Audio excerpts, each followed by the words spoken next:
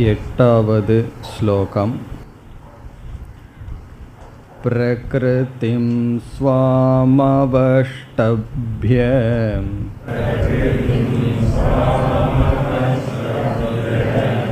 विसृजामि पुनः पुनः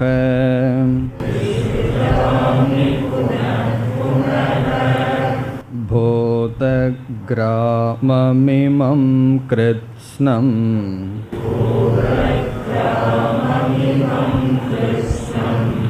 अवशं प्रकृतेर्वशात्।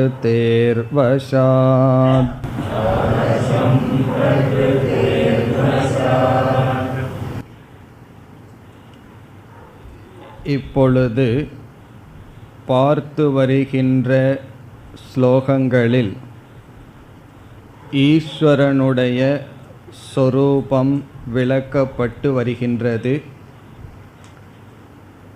மாயையுடன் கூடிய ஈஸ்வர சொரூபமும் மாயையிலிருந்து பிரிக்கப்பட்ட ஈஸ்வர சொரூபமும் நாம் பார்த்து வருகின்றோம். எட்டாவது ஸ்லோகத்தில் பிரகிருதிகி என்று அறிமுகப்படுத்தப்பட்ட மாயை ஈஸ்வரனுடைய வசத்தில் இருக்கின்றது என்றும், ஜீவராசிகள் பிரகிருதியினுடைய வசத்தில் இருக்கிறார்கள் என்றும் கூறப்பட்டது. மேலும் பிரகிருதி என்பது தர்ம அதர்ம சம்ஸ்காரங்களினுடைய குவியல் என்று பார்த்தோம். நம்முடைய அனைத்து பாப புண்ணியங்களினுடைய இருப்பிடம் பிரகிருதி. அதை வைத்துக்கொண்டு பகவான் என்ன செய்கின்றார்? முதல் வரியில் பிரகிருதிம் ஸ்வாம் அவஷ்டப்ய. ஸ்வாம் என்றால் என்னுடைய கட்டுக்குள் இருக்கின்ற பிரகிருதியை அவஷ்டப்ய வைத்துக்கொண்டு விஸ்ருஜாமி புனః புனக மீண்டும் மீண்டும் நான் படைக்கின்றேன். யாரை படைக்கின்றேன்? இரண்டாவது வரியில் இமம் பூத கிராமம் கிருத்ஸ்னம். இந்த அனைத்து ஜீவராசிகளையும் நான் படைக்கின்றேன். இந்த ஜீவராசிகள் எப்படிப்பட்டவைகளாக இருக்கின்றன? அவசம். அவசம் என்றால் சுதந்திரமற்ற ஜீவராசிகளை படைக்கின்றேன். பிரகிருதேகே வசாத்.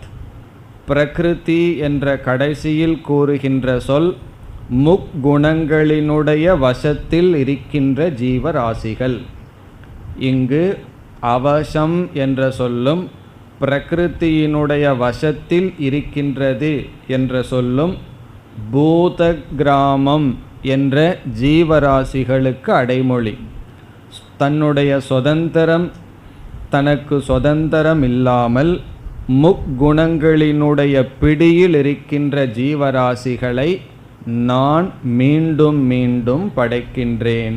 இப்போ ஈஸ்வரனுடைய செயல் என்ன? இந்த உலகத்தை தோற்று வைத்து இந்த உலகத்தை காத்து மீண்டும் தனக்குள் எடுத்து செல்லுதல். இனி நாம் அடுத்த ஸ்லோகத்திற்கு செல்லலாம். நச்ச மாம் தானி கர்மாணி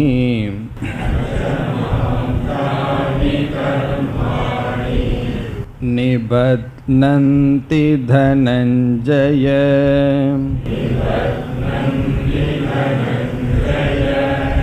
உதாசீனவதாசீனம்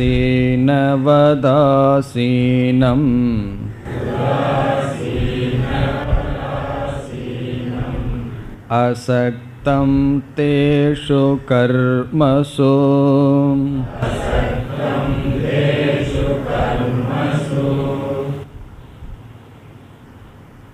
இந்த ஸ்லோகத்தில் ஈஸ்வரன் ஸ்வபாவமாக முக்தராக இருக்கின்றார்.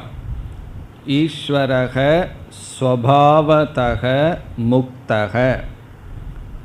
ஈஸ்வரன் என்றும் பந்தப்படுவதில்லை.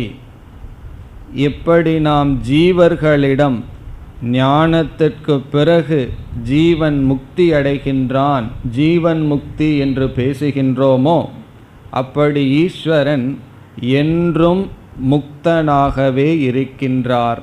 அவர் பந்தப்படுவதில்லை. இந்த சந்தேகம் ஏன் வருகின்றது? ஈஸ்வரனுக்கு பந்தம் வரலாம் என்ற சந்தேகம் ஏன் வருகிறது என்றால், யார் ஒரு செயலை செய்கிறார்களோ அவர்களை கர்த்தா என்று கூறுகின்றோம்.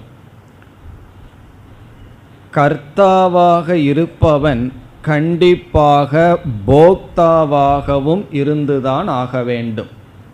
ஒரு சிறிய செயலை செய்பவன் கர்த்தா, பிறகு அதற்கு தகுந்த பலனை அவன் அனுபவித்து ஆக வேண்டும். சென்ற ஸ்லோகங்களில் நாம் என்ன பார்த்தோம்? ஈஸ்வரன் என்பவர் ஒரு பெரிய செயலை செய்து கொண்டு இருக்கின்றார். என்ன செயல்?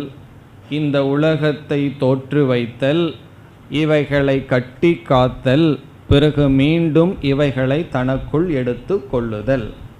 இந்த விஷமமான சிருஷ்டி, ஈஸ்வரனுடைய சிருஷ்டியிலும் எல்லாம் சமமாக படைக்கவில்லை, விஷமமாக இருக்கின்றது. விஷமம் என்றால் எல்லாம் மாறுபட்டு இருக்கின்றது. இந்த உலகத்தில் ஒன்றை போல் இனி ஒன்று பார்க்கவே முடியாது. இவ்விதம் விஷமமான சிருஷ்டியை செய்கின்ற ஈஸ்வரனுக்கு, கர்த்தாவாக இருக்கின்ற ஈஸ்வரனுக்கு இதனுடைய பலன் போக்தாவாக ஈஸ்வரன் மாறி அவரும் சம்சாரத்தில் வீழ்ந்து விடலாம், அல்லது துயரப்படலாம், அல்லது நம்மை போல் அவருக்கும் பந்தம் வரலாம் என்ற சந்தேகம் வரும்பொழுது இந்த ஸ்லோகத்தில் பகவான் பதில் கூறுகின்றார். ஈஸ்வரனுக்கு பந்தம் இல்லை, அவர் சுபாவமாக முக்தனாக இருக்கின்றார். அது மட்டும் பகவான் கூறவில்லை, அதற்கு காரணத்தையும் பகவான் கூறுகின்றார். இவைகளையெல்லாம் செய்து கொண்டிருக்கின்ற நான் பந்தப்படுவதில்லை.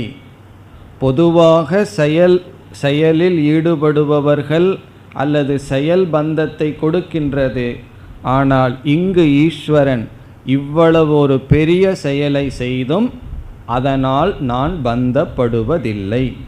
காரணத்தையும் பகவான் இங்கு குறிப்பிடுகின்றார். இதிலிருந்து மறைமுகமாக நமக்கு ஒன்று தெரிகிறது. இங்கு பகவான் எந்த காரணத்தை கூறி, இந்த காரணத்துடன் நான் இருப்பதனால் செயல் செய்தும் நான் பந்தப்படாதவன், அதேபோல் ஜீவனும் அதை உணர்ந்து செயலில் ஈடுபட்டாலும் ஈஸ்வரனைப் போல் பந்தப்பட மாட்டான். இதுதான் இந்த ஸ்லோகத்தினுடைய சாரம். இப்பொழுது முதல் வரியை பார்க்கலாம். நச்சமாம் தானி கர்மாணி நிபத்னந்தி. மாம் என்றால் என்னை. இந்த இடத்துல என்னை என்பது நிர்குண பிரம்மத்தை குறிக்கின்றதா, ஈஸ்வரனை குறிக்கின்றதா என்றால் ஈஸ்வரனை குறிக்கின்றது. சிருஷ்டி முதலிய காரியத்தை செய்கின்ற என்னை மாம் தானி கர்மாணி. தானி அந்த, கர்மாணி செயல்கள், அந்த செயல்கள். அந்த செயல்கள் என்றால் என்ன? சிருஷ்டி செயல், இவைகளை படைத்தல் என்ற செயல்கள். படைத்தல், காத்தல், பிறகு தன்னிடத்தில் எடுத்துக்கொள்ளுதல், இந்த செயல்கள் நச்ச நிபத்னந்தி பந்தப்படுத்தாது. என்னை அந்த செயல்கள் பந்தப்படுத்தாது. தனஞ்சய, ஹே அர்ஜுனா, தனஞ்சய என்று அர்ஜுனனை அழைத்து சொல்கின்றார், ஏ அர்ஜுனா, என்னை அந்த செயல்கள் பந்தப்படுத்தாது. பெரிய செயலை பகவான் செய்து கொண்டு இருக்கின்றார். இந்த உலகத்தையே உருவாக்கி பிறகு இவைகளையெல்லாம் காத்து பிறகு தனக்குள் எடுத்து கொண்டிருக்கின்றார். இந்த செயல் என்னை பந்தப்படுத்தாது.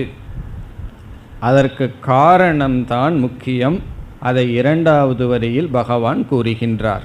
இப்போ முதல் வரியினுடைய சாரம், ஈஸ்வரன் ஸ்வபாவமாகவே முக்தராக இருக்கின்றார்.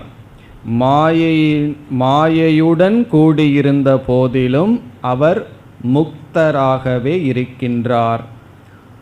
இனி இரண்டாவது வரியில் அதற்கான காரணம் சொல்லப்படுகின்றது. என்ன காரணம்? எப்படிப்பட்டவனாக நான் இருப்பதனால் இந்த செயல்கள் என்னை பந்தப்படுத்தவில்லை என்று காரணத்தை குறிப்பிடுகின்றார். உதாசீனவத் ஆசீனம். உதாசீனவத் என்றால் உதாசீனனை போல.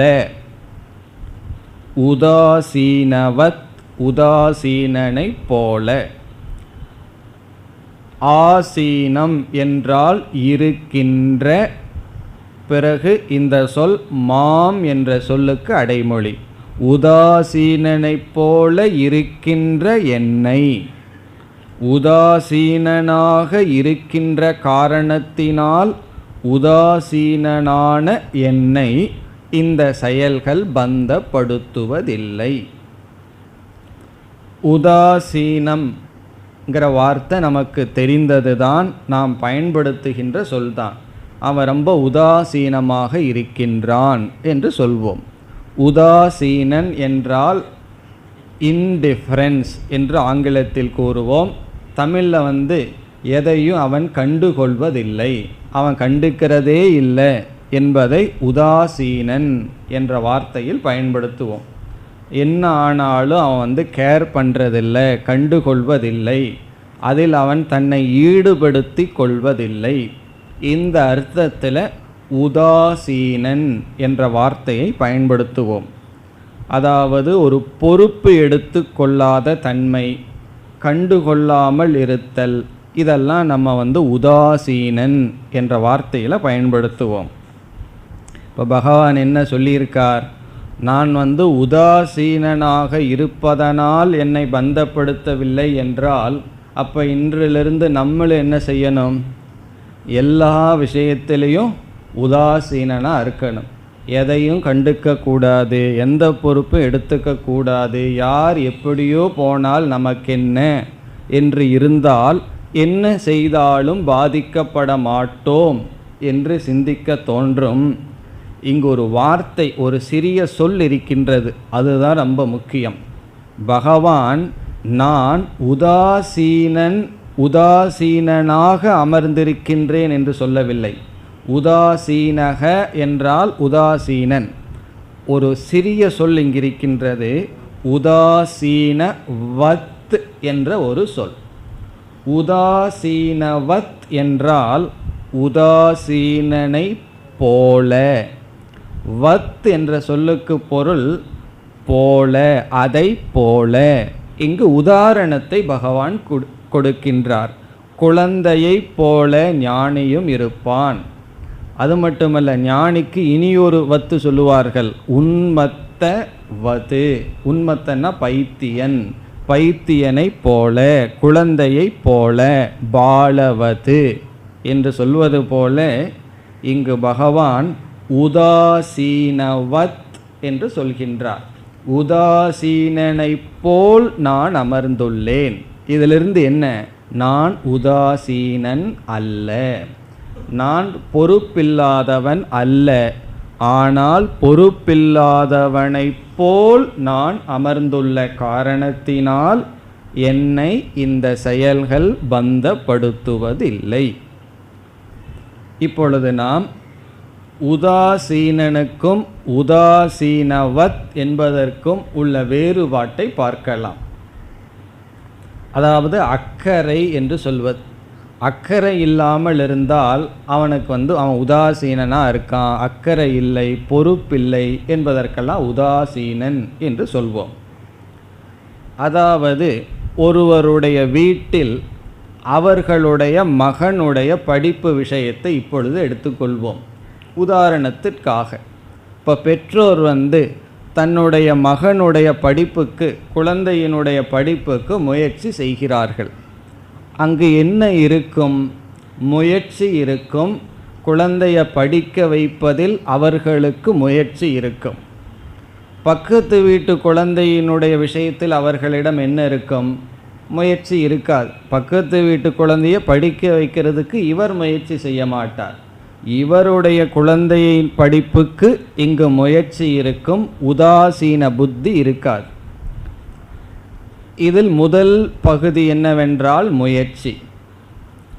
இரண்டாவது பகுதி என்னவென்றால், இந்த முயற்சி வெற்றி அடைந்தது என்றால், இவன் ஒழுங்காக படித்து நல்ல மார்க் வாங்கி இருந்தால் என்ன வரும்? ஒரு மகிழ்ச்சி வரும். ஒரு கால் இந்த முயற்சி தோல்வி அடைந்தால், எல்லா பெற்றோர்களும் தன்னுடைய குழந்தை ஃபஸ்ட் ரேங்க் வரணும்னு விரும்பினா அது எப்படி நடக்கும்? அதை தெரிஞ்சு தான் இப்போல்லாம் கிரேடுன்னு வச்சிட்றாங்க. ஓ கிரேடுன்னு வச்சுக்குவோம், எல்லா குழந்தைகளும் முடிஞ்சால் வரட்டும்னு சொல்லி. எல்லா குழந்தைகளும் ஃபஸ்ட் எப்படி வர முடியும்? ஆகவே அந்த முயற்சியில் ஒரு தோல்வி வந்தால் அந்த மனதில் என்ன ஏற்படுகிறது என்றால் பாதிப்பு ஏற்படுகின்றது. இப்போ ஒரு விஷயத்தில் அதை நன்கு நடத்தி முடிக்க நாம் முயற்சி செய்கின்றோம். அந்த முயற்சி தோல்வியடைந்தால் என்ன வருகின்றது? பாதிப்பு வருகின்றது. எந்த இடத்தில் முயற்சி இருக்கின்றதோ அந்த முயற்சியில் தோல்வி நாம் அடைந்தால் பாதிப்பு வரும் என்று ஒரு நியதியை நாம் உருவாக்க முடியுமா என்பது கேள்வி. எங்கெல்லாம் நான் முயற்சி செய்கின்றேனோ அந்த முயற்சியில் நான் தோல்வி அடைந்தால் கண்டிப்பாக எனக்கு பாதிப்பு வந்துதான் ஆக வேண்டுமா என்பது கேள்வி. நம்முடைய பதில் அப்படி இல்லை. எப்படி என்றால், அந்த பெற்றோரே ஆசிரியராக இருக்கிறார்கள் என்று வைத்து கொள்வோம். அவங்க ஸ்கூலில் என்ன செய்கிறார்கள்? 40 குழந்தைகளையும் படிக்க வைக்க முயற்சி செய்கிறார்கள். அதில் சில குழந்தைகள் படிக்குது, சில குழந்தைகள் படிப்பதில்லை. இவர்களுடைய முயற்சி மற்ற குழந்தைகளிடம் வெற்றி அடைந்ததா தோல்வி அடைந்ததா என்றால் தோல்வி அடைந்தது. இவர்களுடைய முயற்சி வேறு குழந்தையிடம் தோல்வி அடைந்தது. ஆனால் இவர்களுடைய மனநிலை என்ன? என்னுடைய கடமையை நான் செய்தேன், அதை பயன்படுத்தி கொள்ளாதது அந்த குழந்தையினுடைய நிலை, இதற்காக நான் பாதிக்கப்படுவதில்லை என்று அவர்கள் புரிந்து கொள்கிறார்கள். இப்போ இதிலிருந்து நம்ம என்ன எடுத்துக்கொள்கிறோம் என்றால், ஒரு இடத்துல முயற்சி இருந்து அந்த முயற்சி தோல்வியடைந்தால் கண்டிப்பாக துயரம் வரும் என்ற நியதி இல்லை. பிறகு முயற்சி தோல்வியடைந்த ஒரு இடத்தில் துயரம் வருகிறது, முயற்சி தோல்வியடைந்த ஒரு இடத்தில் துயரம் வரவில்லை. அதற்கு காரணம் என்ன என்பது கேள்வி. அதற்கு காரணம் என்னவென்றால், நாம் எந்த இடத்தில் முயற்சி செய்தோமோ அந்த இடத்தில் நாம் ஒரு கற்பனை செய்து வைத்துள்ளோம், இந்த பலனை அடைந்துதான் தீர வேண்டும் என்று. பலனிலும் அந்த செயலிலும் ஒரு ஆக்ரகம், ஒரு பற்றானது நமக்கு இருந்திருக்கிறது. நம்ம குழந்தையினுடைய படிப்புக்கு முயற்சி செய்யும் பொழுதே அந்த முயற்சியுடன் முயற்சியை விட பலனில் அதிக பற்று இருக்கின்றது. இந்த முயற்சியினுடைய பலனை பகவானுடைய திட்டமாக எண்ணாமல் நம்முடைய திட்டத்துக்கு உட்பட்டு வர வேண்டும் என்று முடிவு செய்துள்ளோம். 2வது அத்தியாயத்தில் பகவான் கர்மத்தை பற்றி பேசும் பொழுது, உனக்கு செயல் செய்வதற்கு அதிகாரம் உண்டு, பலனில் அதிகாரம் இல்லை, அது பகவான் நிர்ணயம் செய்ய வேண்டியது. ஆகவே எப்பொழுது பாதிப்பு வருகின்றது என்றால், எங்கு கர்த்திருத்துவம் போக்திருத்துவம் இருக்கின்றதோ அங்கு பாதிப்பு வருகிறது. இப்போ இந்த இடத்துல நம்ம மிக சூக்ஷ்மமாக பிரிக்கின்றோம். கர்த்திருத்துவம் போக்திருத்துவம் என்ற ஒரு பாவனை, பிறகு செயல் செய்தல், அதனுடைய பலனை சந்தித்தல் என்றும் பிரிக்கின்றோம். எங்கெல்லாம் ஒரு செயல் நடக்கின்றதோ அங்கெல்லாம் கர்த்தாவாக தன்னை பாவித்து கொண்டு தான் செயல்படுவான் என்ற நியமம் இல்லை. அறியாமையின் வசத்தினால் கர்த்தாவாக இருக்கலாம், அறியாமையினுடைய வசத்தினால் போக்தாவாக இருக்கலாம். இப்பொழுது இந்த கருத்துடன் நாம் இதை சம்பந்தப்படுத்தினால், ஆசிரியராக இருக்கின்ற பெற்றோர்கள் முழு முயற்சியை செய்த போதிலும் அதனுடைய பலனை அடையும் பொழுது அவர்கள் பாதிக்கப்படுவதில்லை. காரணம் உதாசீனவத், அவர்கள் உதாசீனனை போல் இருக்கிறார்கள். இதனுடைய அர்த்தம் என்ன? செய்வதை செய்துவிட்டு பலனை விட்டு விடுகிறார்கள். அந்த பலனுடனும் தன்னுடனும் சம்பந்தப்படுத்தி கொள்வதில்லை.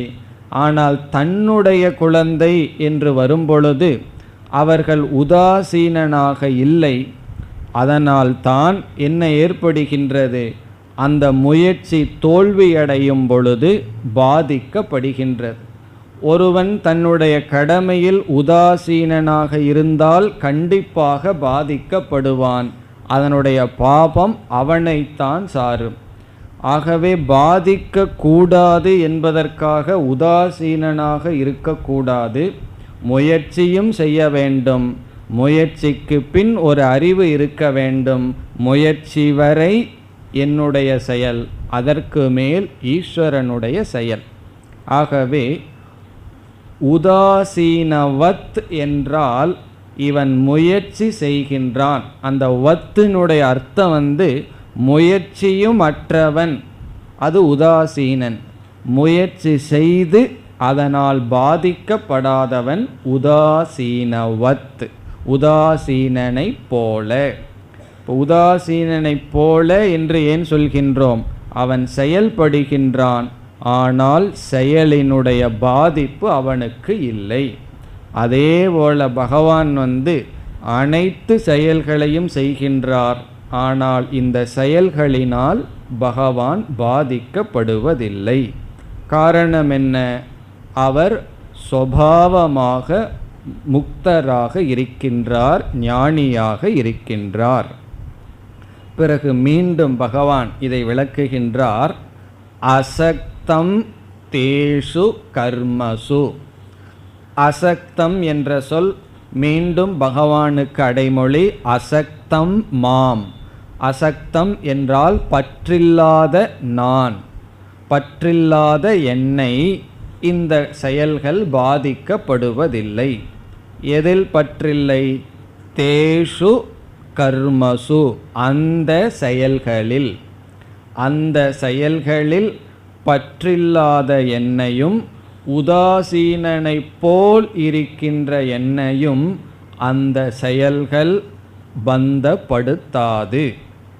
ஆகவே ஒருவன், ஒரு ஜீவன் இந்த உலகத்திற்குள் செயல்பட்டும் பந்தப்படக்கூடாது என்றால் என்ன நிபந்தனை? அவனும் உதாசீனனை போலும் பற்றில்லாதவனாகவும் இருக்க வேண்டும். எதில்? கர்த்திருத்துவம் போக்திருத்துவம் இருக்கக்கூடாது. இதை நான் செய்கின்றேன் என்ற புத்தியும், இதனுடைய பலனை நான் அனுபவிக்க வேண்டும் என்ற புத்தியும் இல்லாமல் இருந்தால் அவனும் ஈஸ்வரனைப் போல் செயலில் ஈடுபட்டாலும் பந்தத்தை அடைய மாட்டான்.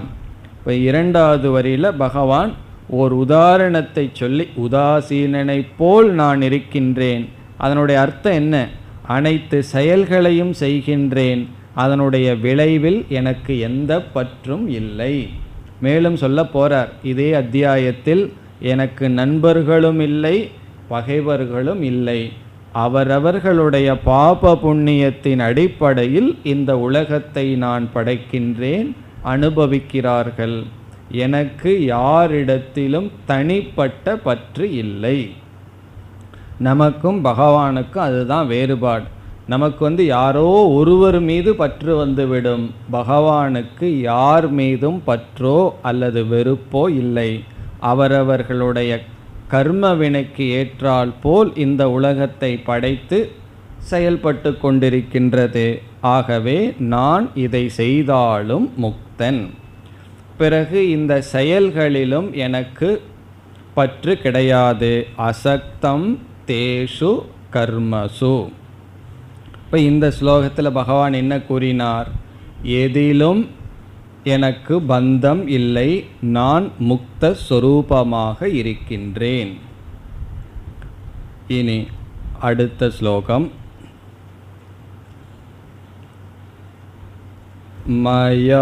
மயாத்யக்ஷேன பிரக்ருதிஹி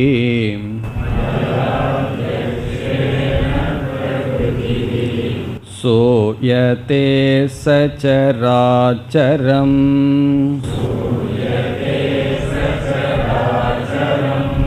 ஹேதுனா நேன கௌந்தேய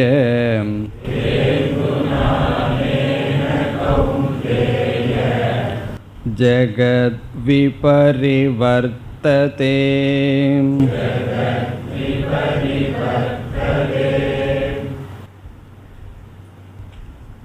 சென்ற ஸ்லோகத்தில் பார்த்தோம், இறைவனுடைய முயற்சி இருந்த போதிலும் அதனால் பாதிப்பு இல்லை என்று. இந்த ஸ்லோகத்தில் பகவான் இந்த உலகம் இயங்கி வர தன்னுடைய முயற்சி எப்படிப்பட்டது என்று சொல்கின்றார். இந்த உலகம் இயங்கி வர வேண்டுமென்றால் பகவானுடைய முயற்சி எப்படிப்பட்டது என்று பேசுகிறார். என்ன சொல்கிறார் என்றால், என்னுடைய முயற்சி சாட்சி மாத்திரம், என்னுடைய இருப்புதான் என்னுடைய முயற்சி என்று சொல்கிறார். ஏதாவது ஒரு காரியத்தை சாதிக்கணும்னா முயற்சி இல்லாமல் சாதிக்க முடியாது. ஆனால் பகவான் சொல்கிறார், நான் இந்த ஒரு பெரிய காரியத்தை சாதிக்கிறதுக்கு என்னுடைய முயற்சி என்னவென்றால் வெறும் பிரசன்ஸ், நான் இருக்கிறது தான் முயற்சின்னு சொல்கிறார். இதுதான் பகவான் காரியத்தை சாதிக்கிறதுக்கும் நாம காரியத்தை சாதிக்கிறதுக்கும் உள்ள வித்தியாசம். நம்ம பேசாமல் இருந்தால் ஏதாவது காரியத்தை சாதிச்சிட முடியுமா என்றால் முடியாது. பகவான் சொல்கிறார், என்னுடைய இருத்தல், என்னுடைய பிரசன்ஸ், என்னுடைய சத்தாதான் என்னுடைய முயற்சி. என்னுடைய இருப்பில் இவைகள் அனைத்தும் செயல்படுகின்றது என்று இங்கு சொல்கின்றார். அதாவது இந்த பிரபஞ்சத்தை, ஜெகத்தை காரியம் என்று நாம் கூறுகின்றோம். இந்த ஜெகத்திற்கு காரணமாக இருக்கின்ற ஒரு காரணத்தை பிரகிருதி அல்லது மாயை என்று கூறுகிறோம். அந்த காரணம் சவிகார காரணம் என்று கூறுகிறோம். சவிகாரம் என்றால் மாற்றத்தை அடைகின்ற காரணம். மாயையானது காரண நிலையிலிருந்து சூக்ஷ்ம நிலைக்கு மாறி, சூக்ஷ்ம நிலையிலிருந்து ஸ்தூல நிலைக்கு மாறியுள்ளது. பிறகு பகவான் என்ன சொல்கின்றார், இந்த மாயையும் ஜட தத்துவம். இந்த மாயைக்கு இந்த உலகமாக மாறுகின்ற தன்மை, சுபாவம், அறிவு கிடையாது. இதுவும் ஜடந்தான். பிறகு இந்த ஜடமான மாயை இந்த உலகத்தை படைக்க வேண்டுமென்றால் அதற்கு ஒரு அறிவு வேண்டும், அதற்கு ஒரு சைத்தன்ய தத்துவம் உதவியாக இருக்க வேண்டும். அதை கொடுப்பவன் நான் என்று சொல்கின்றார். அது மட்டுமல்ல, இந்த மாயையே சுதந்திரமாக இல்லை. அதனுடைய இருப்பும் அதனுடைய அறிவும் வேறு ஒன்றை சார்ந்து இருக்கின்றது. அது நான் என்று சொல்லி இங்கு தன்னை நிர்விகார காரணம் என்று அறிமுகப்படுத்துகிறார். இப்போ இந்த இடத்துல நம்ம 3 தத்துவத்தை அறிமுகப்படுத்தியுள்ளோம். நிர்விகார காரணம், சவிகார காரணம், காரியம்.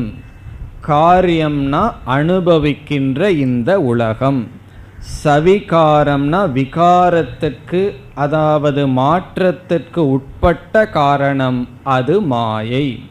மாயை 3 குணமயம், அதனுடைய விகாரம்தான் இந்த உலகம். பிறகு மாயைக்கு எப்படி இந்த உலகமாக பரிணாமத்தை அடைந்து இந்த கர்த்தா போக்தா என்று சொல்லப்படுகின்ற அனுபவத்திற்கெல்லாம் காரணமாக இருக்கிறது? மாயையிடமே சத்தாவும் மாயையிடமே ஸ்பூர்த்தி என்று சொல்லப்படுகின்ற சைத்தன்யம் இருக்கிறதா என்றால் பகவான் சொல்றார், நான் தான் மாயைக்கு இருப்பையும் நான் தான் மாயை செயல்பட அறிவையும் கொடுக்கின்றேன் என்று. இங்கு என்னுடைய இருப்பே மாயைக்கு 2 கிடைக்கின்றது. ஒன்று மாயைக்கு இருப்பு கிடைக்கின்றது, மாயைக்கு செயல்பட சக்தி கிடைக்கின்றது. பிறகு என்ன நேரிடுகிறது? இந்த உலகமானது வந்துள்ளது என்று அறிமுகப்படுத்துகின்றார். இதற்கு உதாரணமாக என்ன சொல்வார்கள்? ராஜா இருக்கின்றார், ராஜாவினுடைய இருப்பில் மந்திரியானவர் செயல்படுகின்றார். அரசவைக்கு ராஜா போய் அமர்ந்தவுடன் அந்தந்த மந்திரிகளெல்லாம் என்ன செய்வார்கள்? செயல்படுகிறார்கள். பிறகு மந்திரி செயல்பட்டு மற்றவர்களை செயல்படுத்துகிறார்கள். இப்போ ராஜா ஒரு செயலும் செய்வதில்லை, அவர் இருப்பே போதும். அவர் இருந்தாலே சுற்றி இருப்பவர்களெல்லாம் செயல்படுவார்கள். அவர் இல்லை என்றால் சுற்றி இருப்பவர்களும் செயல்பட மாட்டார்கள். சில கம்பெனியில் அப்படி நடக்கும். மேனேஜிங் டைரக்டர் இருந்தால் அந்த கம்பெனி ஒரு மாதிரி இருக்கும். அவர் இல்லைன்னு சொன்னால் அவர்கள் மேனேஜிங் டைரக்டர் ஆகிவிடுவார்கள். காரணம் என்ன? யாரும் செயல்பட மாட்டார்கள். அவர் ஒன்றும் செய்ய வேண்டாம், இதை செய் அதை செய்யு. அதுதான் இங்கு பகவான் சொல்கிறார், என்னுடைய இருப்பே காரணம், என்னுடைய இருப்பே முயற்சி.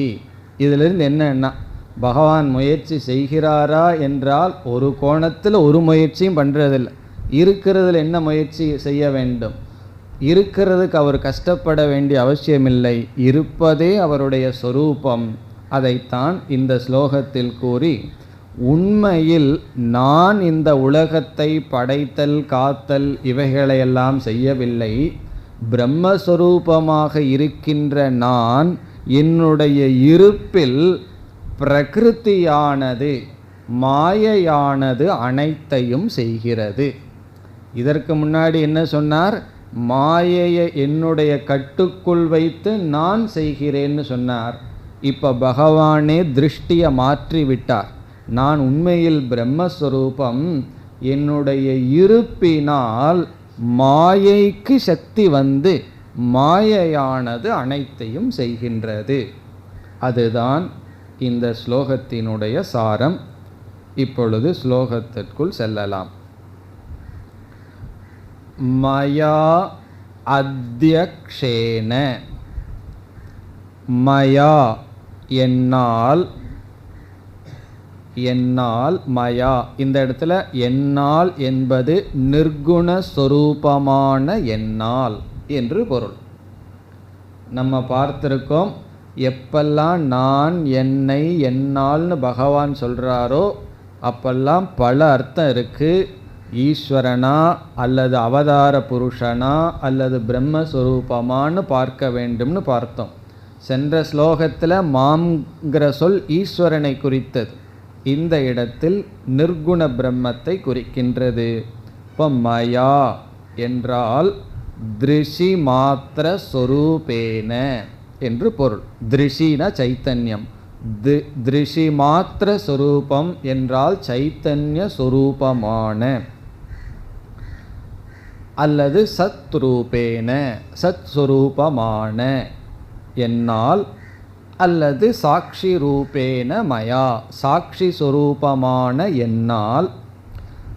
பிறகு அத்யக்ஷேன, அத்யக்ஷேன என்றால் என்னுடைய இருப்பினால்.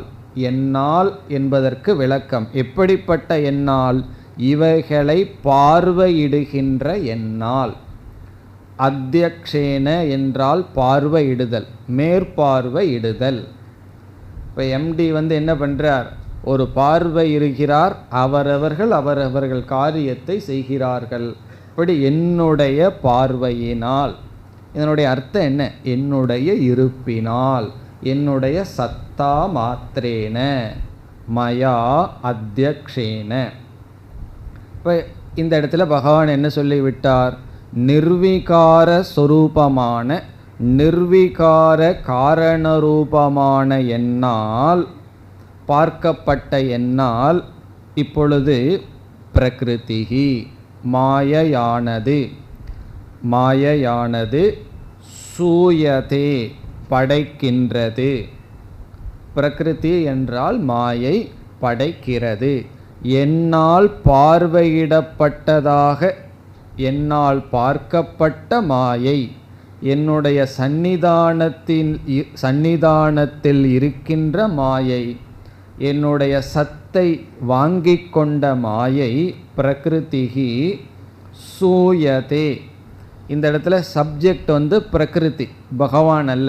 பிரகிருதியையே பகவான் சப்ஜெக்டாக போட்டுறார். எல்லாம் யார் செய்யறா? பிரகிருதி தான், நான் செய்யவில்லை. பிரகிருதிஹி சூயதே என்றால் உருவாக்குகிறது. பிரகிருதிஹி சூயதே என்றால் பிரகிருதி தோற்றி வைக்கிறது, உருவாக்குகிறது. எதை?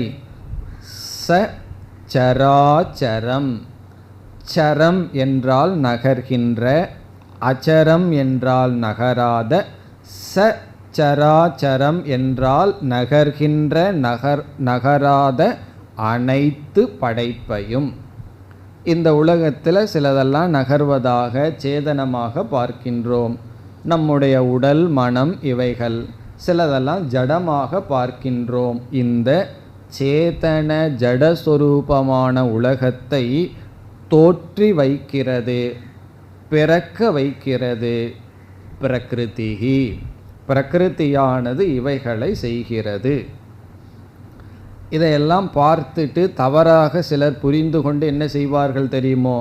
அதே போல இந்த உடல் செய்கிறது, நான் ஒன்றும் செய்யவில்லை என்று ஏதாவது ஒரு தவறான காரியத்தை செய்துட்டு நான் சாட்சி ரூபமாக உள்ளே இருக்கேன், இந்த உடல் தவறு செய்கிறதுன்னெல்லாம் சொல்வார்கள். இந்த வேதாந்தத்துக்கும் சைடு எஃபெக்ட் இருக்குது, எல்லாத்துக்கும் சைடு எஃபெக்ட் இருக்கிறது போல் வேதாந்தம் படித்தாலும் சில சைடு எஃபெக்ட் வந்துடும். அப்போ என்ன செய்யணும்? இந்த உடலுக்கு கொடுக்க வேண்டிய அடி உதையை கொடுத்து, சாட்சிக்கு இது அடி உதை அல்ல, உடலுக்கு தான் அடி உதைன்னு சொல்லி ஆகணும். காரணம் என்ன? வேதாந்தத்தில் 2 ஆங்கிள் ரொம்ப பக்கத்தில் இருக்குது. திருஷ்டி மாறுச்சுன்னு வச்சுக்குவோமே, கீழே தான் விழுந்துருவோம். அதனால தான் பகவான் என்ன சொன்னார்? ராஜவித்யா ராஜகுஹ்யம்ங்கிற இடத்துல தகுதி இல்லாதவர்களிடம் வேதாந்தத்தை சொல்லக்கூடாதுன்னு சொன்னார். சொன்ன என்ன ஆகும்? இந்த ஸ்லோகமெல்லாம் அவர்களுடைய பலகீனத்தை பூர்த்தி செய்கிறதுக்கு வழியாயிரும். என்ன சொல்லியிருக்கார் பகவான்? நான் ஒன்றும் செய்யறதில்லை, என்னுடைய ப்ரெசன்ஸில் இவைகளெல்லாம் செய்யுது. இப்போ நான் என்னுடைய இருப்பில் பிரகிருதி தான் காரியத்தை செய்கிறதுன்னு சொல்கிறார். இப்போ இதை நம்ம கவனமாக புரிந்து கொள்ள வேண்டும். பகவானுடைய சந்நிதானத்தில் சத்தா மாத்திரேன பிரகிருதியானது அனைத்தையும் செய்கிறது. அதனால தான் இந்த ஜெகத் நடைபெற்று வருகிறது. அதை 2வது வரியில் கூறுகிறார். ஹேதுனா அனேன, அனேன இந்த, ஹேதுனா காரணத்தினால், அனேன ஹேதுனா இந்த காரணத்தினால், கௌந்தேய ஹே அர்ஜுனா இந்த காரணத்தினால், ஜெகத் இந்த உலகம், ஜெகத் என்றால் உலகம், விபரிவர்த்ததே விபரிவர்த்ததே என்றால் செயல்படுகிறது, இயங்கி வருகிறது, செயல்பட்டு கொண்டு இருக்கின்றது. இந்த காரணத்தினால்னா எந்த காரணத்தினால்? சத்தா இருத்தலை நான் கொடுக்கின்ற காரணத்தினால், இந்த ஜடமான மாயைக்கு அறிவை கொடுக்கின்ற காரணத்தினால் இந்த ஜெகத்தானது இயங்கி வருகிறது. பிறகு அனைத்தையும் செய்வது யார்னா பிரகிருதி. பிரகிருதிக்கு சென்ற ஸ்லோகத்தில் என்ன லட்சணம் பார்த்தோம்? நம்முடைய பாப புண்ணியங்களினுடைய குவியல், நம்முடைய கர்ம பலத்தினுடைய குவியல். இப்போ இந்த உலகம் என்னன்னா, நாம் பார்க்கிற உலகமும் உடலும் நம்முடைய கர்ம பலத்தினுடைய எக்ஸ்பேன்ஷன், நம்முடைய கர்ம பலத்தினுடைய விளக்கம்தான் இந்த உலகம். அதனால் என்ன செய்யக்கூடாது? இது ஏன் வந்தது, இப்படி ஏன் வந்ததுன்னு நம்ம சொல்லக்கூடாது. காரணம், இவைகளையெல்லாம் நாம் தான் சம்பாதித்துள்ளோம், நாம் தான் ஈட்டியுள்ளோம். நம்முடைய கர்ம பலத்துக்கு தகுந்த மாதிரி தான் இந்த மாதிரி பகவான் படைச்சிருக்கார். ஜீவன் வேறு ஏதாவது கர்ம பலன் பண்ணியிருந்தால் வேறு எங்காவது நம்ம பிறந்திருப்போம், வேறு விதமான உலகம் இருந்திருக்கும். ஆகவே இந்த அகில பிரபஞ்சமும் அந்தந்த ஜீவர்களினுடைய கர்ம பலத்தினுடைய கண்ணாடி. நம்முடைய கர்ம பலம்தான் இந்த உலகமாக இருக்கிறது. நான் என்ன செய்கிறேன்? சாட்சி ரூபமாக இருக்கின்றேன். இது என்னுடைய சொரூபம். இந்த ஸ்லோகத்துடன் ஈஸ்வர தத்துவம் முடிவடைகிறது. 4வது ஸ்லோகத்தில் ஆரம்பித்து இந்த ஸ்லோகம் வரை பகவான் முதலில் ஈஸ்வரனுடைய தத்துவத்தை பேசினார். எப்படி பேசினார் என்றால், முதலில் என்ன கருத்தை பார்த்தோம்? இந்த உலகத்துக்கும் தனக்கும் உள்ள சம்பந்தத்தை பேசினார். ஞாபகம் வந்திருக்கோ? எல்லா ஜீவராசிகளும் என்னிடத்தில் இருக்கின்றன, நான் எந்த ஜீவராசிகளிடத்திலும் இல்லை. பிறகு என்ன சொன்னார்? எல்லா ஜீவராசிகள் என்னிடத்திலும் இல்லைன்னு சொன்னார். இதிலிருந்து நாம் என்ன முடிவுக்கு வந்தோம்? இந்த உலகத்துக்கும் பகவானுக்கும் உள்ள சம்பந்தம் சத்திய மித்யா சம்பந்தம்னு பார்த்தோம். கயிற்றுக்கும் பாம்புக்கும் உள்ள சம்பந்தம் போல் இந்த அனைத்து பிரபஞ்சமும் மாயை உட்பட ஈஸ்வரன் பிரம்மத்தின் மீது ஏற்றி வைக்கப்பட்டுள்ளது என்று ஈஸ்வரனுடைய பிரம்ம தத்துவத்தை, பிரம்ம அம்சத்தை விளக்கி, பிறகு மாயையுடன் கூடிய ஈஸ்வரன் என்ன செய்கிறார் என்றால் அனைத்து உலகத்தையும் படைத்து காத்து வருகின்றார். இருந்த போதிலும் ஈஸ்வர ரூபமாக இருப்பவர் பந்தப்படுவதில்லை. இப்போ மாயையுடன் கூடியிருந்தாலும் மாயையுடன் இல்லாமல் இருந்தாலும் ஈஸ்வரனுக்கு பந்தமில்லை. ஜீவன்தான் பந்தப்பட்டுள்ளான். அதனால தான் அந்த பந்தத்தை நீக்கிறதுக்கு ஜீவன் முயற்சி செய்கின்றான். அந்த முயற்சிக்காகத்தான் சாஸ்திரமே இருக்கின்றது என்றெல்லாம் ஈஸ்வரனுடைய சொரூபத்தை பகவான் இதுவரை கூறினார். இனி அடுத்த ஸ்லோகத்தில் வேறு கருத்துக்கு வருகின்றார். 11வது ஸ்லோகம். அவஜானந்தி மாம் மூடாஹ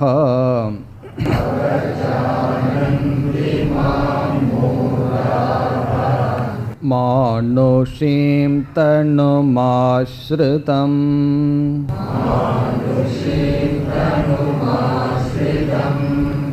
பரம் பாவமஜானந்தஹ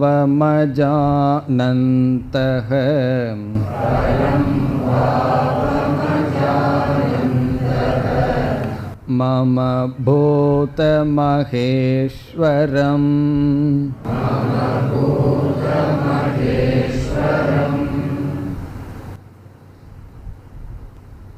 இந்த ஸ்லோகத்தில் சம்சார காரணம் கூறப்படுகின்றது.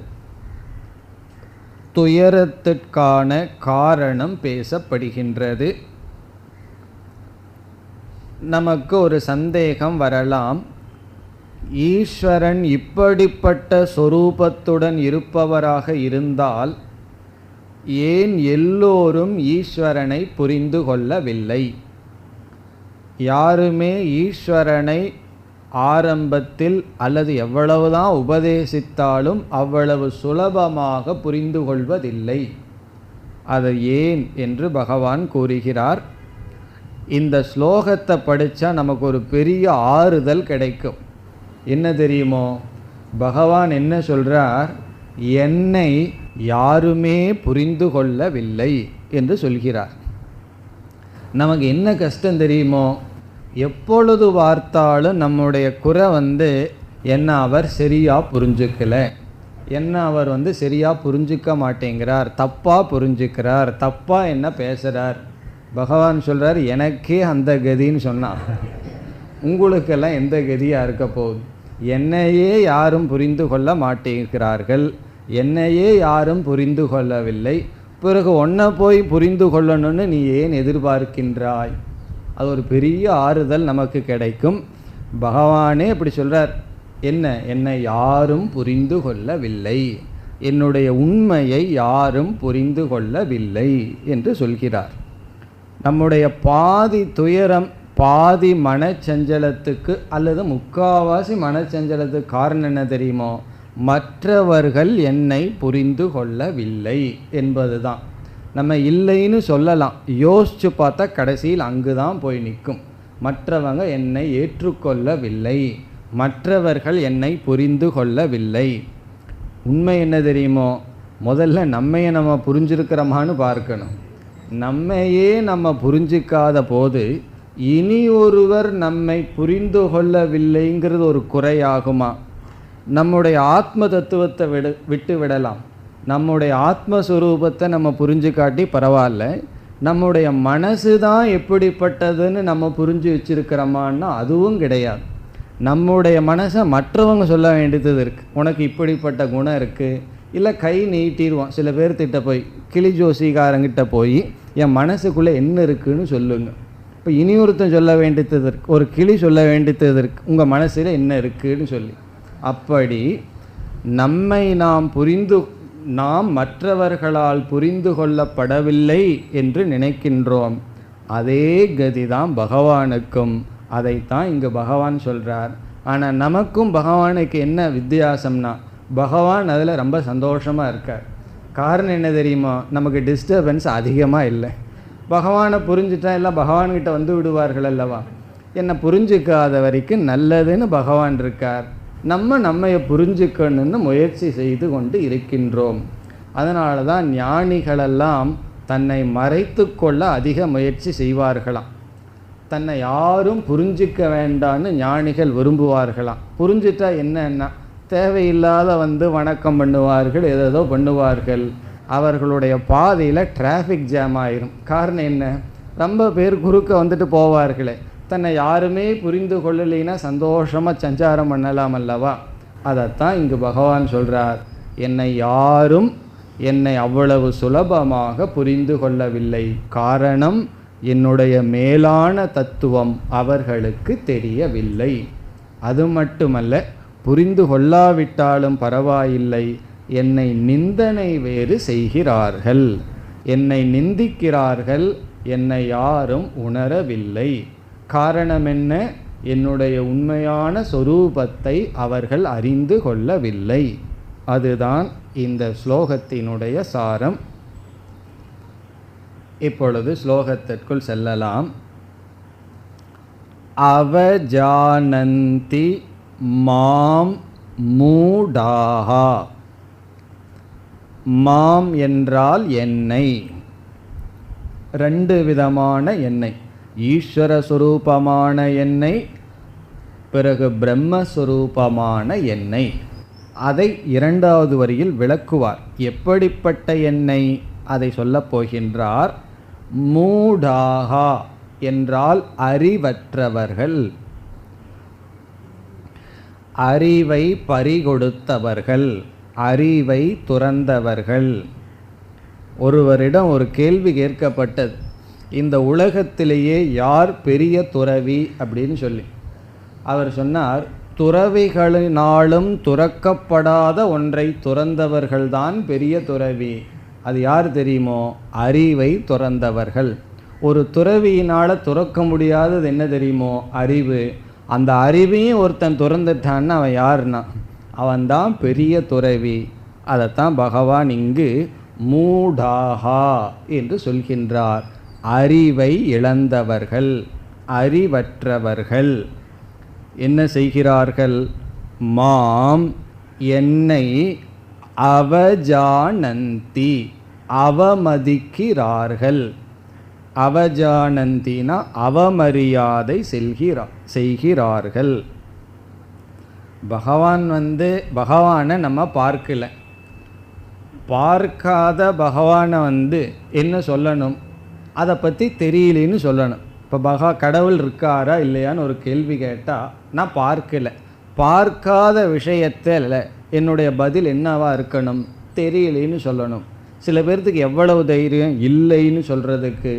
இல்லை. பிறகு நம்பிக்கொண்டு இருப்பவர்களிடம் சென்று என்ன சொல்கிறார்கள்? நீ நம்புவதும் தவறு, காரணம் என்ன? இல்லை என்று அவமரியாதை செய்து கொண்டு இருக்கிறார்கள். இந்த அவஜானந்திங்கிறதுக்கு பல அர்த்தம் இருக்குது. பல விதத்தில் பகவானை அவமதிக்கிறார்கள். ஒன்று, பகவானுடைய இருப்பை உணராததுவே பகவானை அவமதிப்பதற்கு சமம்.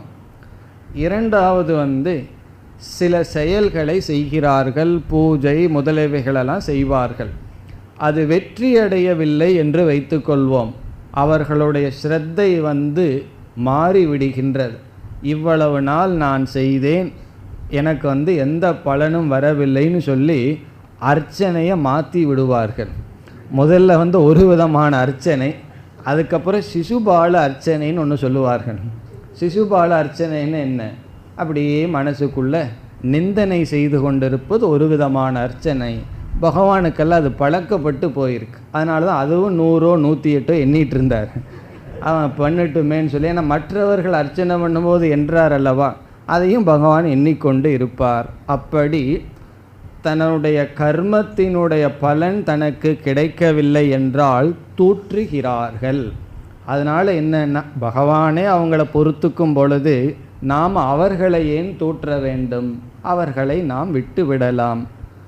இங்கு பகவான் அவஜானந்தி என்பதின் முதல் பொருள் என்னை இகழ்கிறார்கள். இனி ஒரு பொருள் என்னவென்றால், சிலர் ஈஸ்வரனை ஏற்றுக்கொள்கிறார்கள், ஆனால் அவர்கள் அந்த ஈஸ்வரனுக்கு ஒரு நாம ரூபத்தை கொடுத்து விடுவார்கள். இந்த பெயர் தான் ஈஸ்வரனுக்கான பெயர்.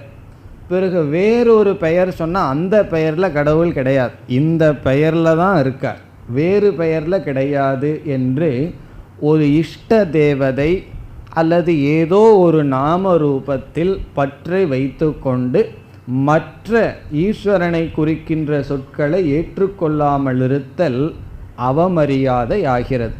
ராமருக்கும் கிருஷ்ணருக்கே இது வந்துடும். சில பேர் கிருஷ்ணான்னு சொன்னால் ராமான்னு சொன்னால் ஒத்துக்க மாட்டார், ராமான்னு சொன்னால் கிருஷ்ணான்னு சொல்லக்கூடாதாம். பிறகு ஒவ்வொரு மதத்திலும் ஒவ்வொரு பெயர் வைத்திருக்கிறார்கள். எல்லா மதத்திலையும் கடவுளுக்கு ஏதோ ஒரு பெயர் இருக்குது. அவர்கள் என்ன நிலையை அடைந்து விட்டார்கள், அந்த பெயர் தான் கடவுளுக்கு சொல்லணும். வேறு பெயர் சொன்னால் அது வேறு கடவுள் என்று நினைக்கிறார்கள். இவ்விதம் என்னுடைய உண்மையான தன்மையை உணராமல் என்னுடைய பெயரிலேயே வெறும் நாம ரூபத்தில் பற்றை அடைந்து என்னை அவமதிக்கிறார்கள். இப்போ மனிதன் மனிதனாக இருக்க வேண்டும்ங்கிறதுக்காகத்தான் மதம்ங்கிறது உருவாச்சு. ஏன் மதம்ங்கிறது ரிலீஜியன் ஃபிலாசபிங்கிறது இல்லாமல் இருந்தால் மிருகத்தனமாக வாழ்ந்து விடுவானேன்னு சொல்லி, பிறகு இந்த மதம்ங்கிறதுலேயே மனிதன் சண்டை போட்டுட்டு எங்கே போவதுன்னா, மதமே அவனை மிருகமாக மாற்றிவிட்டால் பிறகு எங்கு செல்வது? அதைத்தான் பகவான் சொல்கிறார், அவஜானந்தி, அவமதிக்கிறார்கள், அவர்களே அவர்களை கீழ்மைப்படுத்தி கொள்கிறார்கள். இதுக்கெல்லாம் மூல காரணம் என்னன்னா அறியாமைன்னு சொல்ல போகிறார். அஞ்ஞானந்தான் மூல காரணம். பிறகு எப்படிப்பட்ட என்னை, இதெல்லாம் இனிமேல் சொல்ல போகின்றார். மூடாகாமாம் அவஜானந்தி, நான் எப்படிப்பட்டவனாக இருக்கின்றேன்? மானுஷீம் தனும் ஆஸ்ருதம். இது மாம் என்று தன்னை பகவானையே விளக்கிக் கொள்கின்றார். மானுஷீம் தனும், மனித உடலை எடுத்த. தனு என்றால் உடல், மானுஷீம் தனும் என்றால் மனித உடலை எடுத்த, ஆஸ்ருதம் என்றால் எடுத்த, மனித உடலுடன் இருக்கின்ற என்னை. இந்த இடத்துல கிருஷ்ணனை சொல்றார். நம்ம வாழ்க்கையில் ஏதோ கொஞ்சம் நெஞ்ச அவமானப்பட்டிருப்போம். கிருஷ்ணர் எவ்வளவு அவமானப்பட்டிருப்பார்னு பார்க்கணும். அப்படி பார்த்தால் நமக்கு என்ன ஆகும்? கிருஷ்ணர் பட்ட அளவு கண்டிப்பாக நாம் அவமானப்பட்டு இருக்க மாட்டோம். இப்போ மானுஷீம் தனும், மனித உடலை எடுத்த என்னை. எதற்காக மனித உடல் பகவான் எடுத்துள்ளார் என்றால் தர்ம ரக்ஷணார்த்தம், தர்மத்தை ரட்சணை செய்வதற்காகவும், கிருஷ்ணருடைய அவதாரத்தில் ஞானத்தை வழங்குவதற்காகவும். அதனால தான் கிருஷ்ண அவதாரத்தை பூர்ணாவதாரம் சொல்வார்கள். காரணம் என்ன?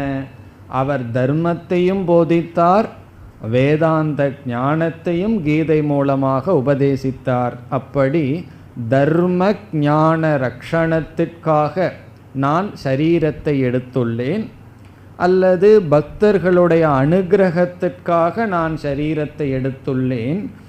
அதற்காக சரீரத்தை எடுத்துள்ள என்னை அவர்கள் அவமதிக்கிறார்கள்.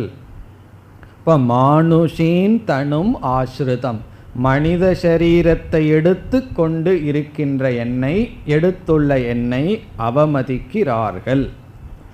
இனி இரண்டாவது வரியில தான் அதற்கு காரணத்தை சொல்றார். அவர்கள் இவ்விதம் அவமதிக்க என்ன காரணம்? பரம் பாவம் அஜானந்தக. இந்த சொல் மூடாகா என்ற சொல்லுக்கு அடைமொழி. அஜானந்தக அறியாதவர்கள். அஜானந்தக என்றால் அறியாதவர்கள். எதை அறியாதவர்கள்? பரம் பாவம். பரம் என்றால் மேலான, பாவம் என்றால் சொரூபம். மமன்னு ஒரு சொல் இருக்கு. மம என்னுடைய, பிரம்மரூபமான என்னுடைய மேலான சொரூபத்தை அறியாதவர்கள், பிரம்மஸ்வரூபத்தை அறியாதவர்கள். பிறகு அடுத்த சொல் பூத மகேஸ்வரம். பூத மகேஸ்வரம் என்றால் அனைத்திற்கும் தலைவனாக இருக்கின்ற என்னை. இந்த மமங்கிற சொல் ரெண்டு இடத்துக்கும் போகும். மம பரம்பாவம், மம பூத மகேஸ்வரம் அஜானந்தக. அதுக்கு நாம் ஒரு உதாரணம் பார்த்துருக்கோம், ஞாபகம் இருக்கா? ஒரு சொல் ரெண்டு இடத்துக்கும் போக வேண்டும் என்றால் எப்படி? சில பேர் ஒரு ரெண்டு ரூமுக்கு இடையில் ஒரு லைட்டை போட்டு என்ன செய்வார்கள்? அந்த லைட்டு ரெண்டு ரூமுக்கும் போகிற மாதிரி வைத்து கொள்வார்கள். அவ்வளவு தூரம் எக்கனாமிக்கலாக இருப்பார்கள்னு அர்த்தம். ரெண்டு இடத்துக்கு அந்த ரூம் லைட்டு போகும். அதே போல் மமங்கிற சொல் ரெண்டு இடத்துக்கும் போகும். மம பரம்பாவம் என்னுடைய பிரம்மஸ்வரூபத்தை, மம பூத மகேஸ்வரம் என்னுடைய ஈஸ்வர தன்மையை. இதில் ஈஸ்வரனுடைய சொரூபத்தையே அடக்கிவிட்டார். நானே அனைத்துக்கும் பிரகிருத்தியின் மூலமாக உபாதான காரணமாகவும் பிரகிருதிக்கு சத்தா ஸ்பூர்த்தியை கொடுப்பவனாகவும் இருக்கின்றேன். இதை அறியாதவர்கள் என்னை அவமதிக்கிறார்கள் என்று சம்சார காரணம் அஞ்ஞானம் என்று இங்கு கூறுகின்றார். மேலும் அடுத்த வகுப்பில் தொடரலாம். ஓம் பூர்ணமத பூர்ணமிதம் பூர்ணாத் பூர்ணமுதச்யதே பூர்ணஸ்ய பூர்ணமாதாய பூர்ணமேவாவசிஷ்யதே. ஓம் சாந்தி சாந்தி சாந்தி.